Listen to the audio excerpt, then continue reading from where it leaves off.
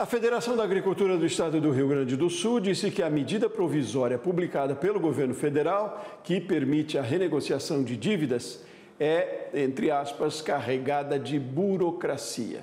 E trouxe ainda mais ansiedade e insegurança para os produtores rurais do estado. A gente lembra que as enchentes atingiram mais de 2 milhões de pessoas e destruíram safras inteiras. O repórter Felipe Gomes traz as informações. Uma notícia que deveria ser boa está gerando preocupação para os produtores. Daí, a Farsul publicou uma nota com um tom de preocupação, claro, em relação à medida provisória das renegociações das dívidas dos produtores lá do Rio Grande do Sul. Segundo a nota, há uma burocracia excessiva, inclusive com a necessidade da validação de laudos por conselhos que sequer ainda foram criados. Foram mais de 2 milhões de pessoas atingidas pelas chuvas e muitas delas eram produtores rurais. Então, eles querem o financiamento, né, que esse financiamento conte com o dinheiro, contar com o dinheiro desse recurso para a próxima safra. Como eu falei anteriormente, né, uma das preocupações dos produtores rurais é justamente com a próxima safra, com a falta desse recurso ou com o perdão dessas dívidas que eles assumiram da safra anterior. Isso pode prejudicar com certeza a próxima safra. Mas agora não tem recurso nenhum por enquanto, né, e isso vai gerando essa preocupação, essa ânsia daí dos produtores de como que isso vai ser resolvido, a celeridade que esses recursos vão chegar ou que essas dívidas vão ser perdoadas, né? A gente recebeu imagens da região lá de Ulha Negra. Os produtores bloquearam parte do trânsito na BR-293, tudo de forma pacífica, né? Sem feridos ou prejuízo para o trânsito. Mas está acontecendo esses protestos. Inclusive, a gente tem aqui a sonora, né? A fala do deputado federal Alceu Moreira, que inclusive é gaúcho. Vamos ouvir o que disse o deputado. Tivemos a catástrofe, ficou o desenho claro, e é isso que nós fizemos na conversa com o ministro. Aliás, com o ministro Fávaro, a gente tem que dizer o seguinte: ele tem demonstrado para nós, desde o primeiro dia, extrema boa vontade com o processo. Mas quando ele chega na fazenda ou na casa civil, tudo tranca e não vai absolutamente nada. Ele não diz isso para a gente, mas fica claro que o eixo do governo não tem boa vontade com a gente. Nós deixamos claro o seguinte: quem perdeu tudo na enchente, quem perdeu a Aviária, a Pocilga, esse tem que ter reposto o seu patrimônio pelo valor original e tem que ter anistia completa da dívida. Para quem perdeu parte, recompõe a parte perdida, também é fundo perdido, e faz anistia correspondente à parte perdida. Para quem tem a colheita, que teve a primeira seca, teve prorrogação de débito. Na segunda seca, ele embarcou a prorrogação de débito da primeira na segunda. E na terceira, a chuva não permitiu que ele colhesse. Ele não está na enchente, mas ele não conseguiu colher o soja dele, porque ficou absolutamente molhado e não conseguiu colher. Bom, para este, nós pedimos então securitização. O que é isso? 3 anos de carência e 15 para pagar, né? Com juros subsidiado e com aval. Por que nós estamos fazendo isso? Porque esse produtor, se ele colher 10 safra cheia, com sol e chuva no tempo certo, ainda assim ele não consegue colocar na margem de receita dele, ele não consegue pagar as prestações de 3 safras consecutivas frustradas. Então, a pessoa que fez investimento, ele não tem condição de pagar o investimento, mas não é que ele não quer, ele não tem. Tu faz, porque ele tem o seguro recompõe o produto dele. Mas é só o custo. E como é que ele paga a máquina que ele comprou? Ele não tem como. Então, a medida provisória é completamente insuficiente.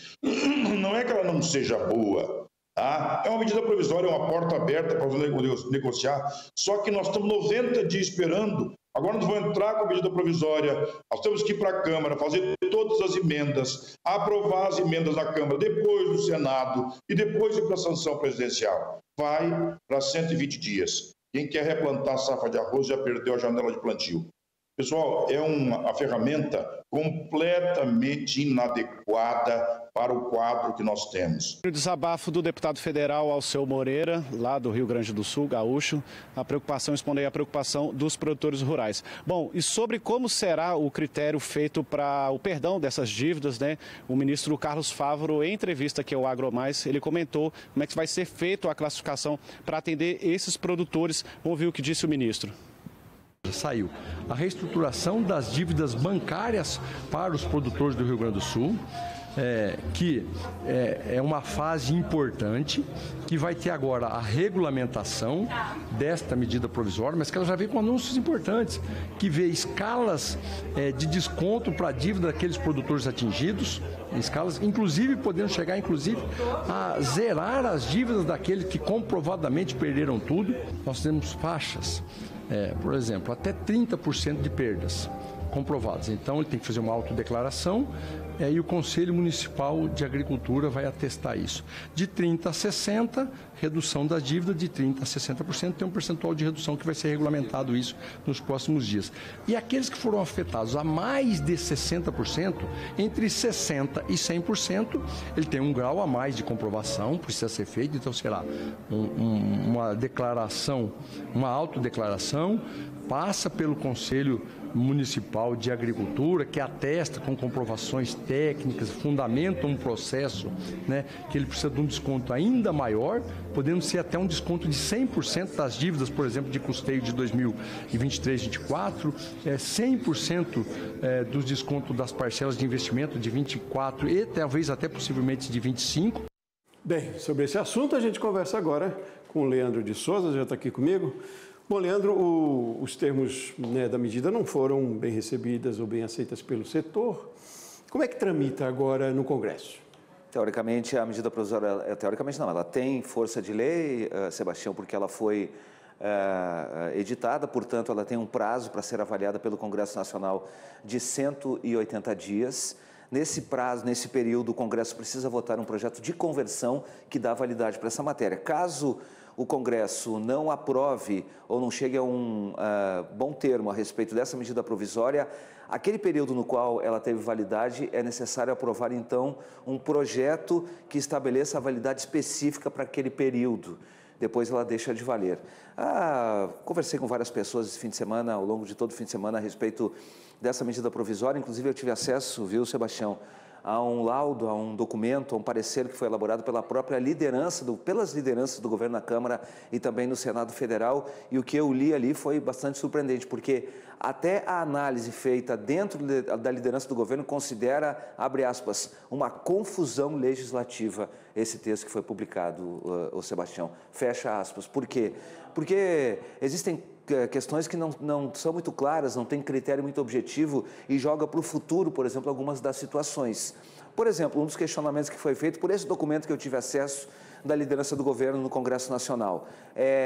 Aqueles produtores que tiveram, por exemplo, perda de 28%, não chegaram até os 30% que são contemplados. Como fica a situação? Quer dizer, por 2% da lavoura, ele vai deixar de ter o benefício do seu refinanciamento ou do alargamento de sua dívida? Outra questão, numa lavoura, o produtor sabe, você faz vários contratos de financiamento.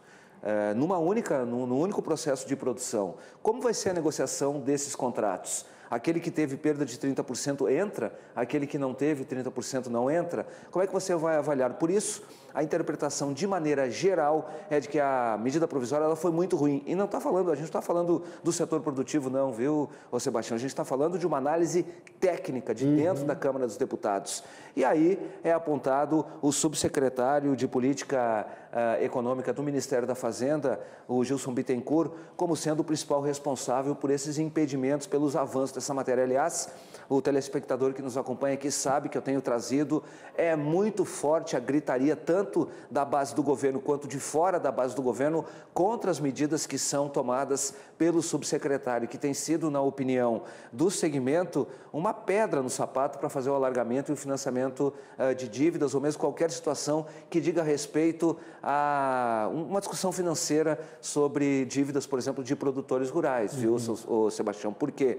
O Gilson Bittencourt, que é uma pessoa de muita confiança dentro do próprio governo, já está sendo encarado de outra maneira neste momento, porque ele era apontado como um grande aliado e tem colocado algumas questões que têm imposto alguma dificuldade aí ao setor, como, por exemplo, Sebastião, no ano passado, a necessidade